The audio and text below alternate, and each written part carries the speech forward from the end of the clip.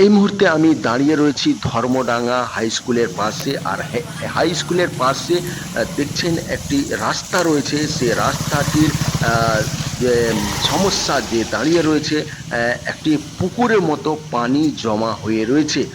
সেখানে মানুষের যে যাতায়াত রয়েছে, অনেকের সমস্যা দাঁড়িয়ে রয়েছে। যে বাইক গুলো আছে, বাইকের চাকা অর্ধেকটা সেটা ডুবে যাচ্ছে। যদি এখান মধ্যে দিয়ে বাইক পার করানো হয়, তো বাইকটা অর্ধেকটা মানে চাকা ডুবে যাচ্ছে।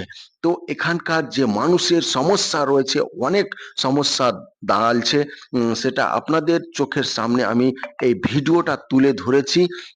সেটা এই হাই স্কুল থেকে নিয়ে এই শেষ পর্যন্ত দেখা যায় এই রাস্তার অবস্থাটা বেহাল, যাকে বলা যায় অনেকই খারাপ। কোনো এর ব্যবস্থা নেওয়া হয় না, নেওয়া হয়নি।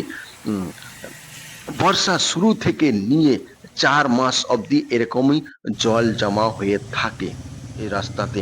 তো উম, দেখা যাচ্ছে, আপনাদেরকে পুরোটা আমি রাস্তা তুলে ধরেছি আপনাদের চোখের সামনে। দেখতে পাচ্ছেন কত জল রয়েছে। মানে যে কি এই রাস্তার যদি মধ্যে দিয়ে যাওয়া যায়, অর্ধেক গাড়ির চাকা ডুবে যাচ্ছে। মানুষ কত সমস্যাতে পড়ে রয়েছে।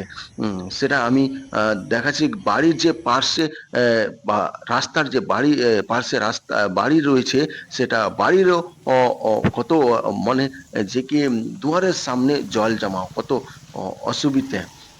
দেখছেন অনেকে পানি রয়েছে রাস্তার এই মধ্যে দিয়ে, মানে যাতায়াত করা অনেকের সমস্যা রয়েছে। সে তসবিরটা আপনাদের চোখের সামনে আমি তুলে ধরেছি।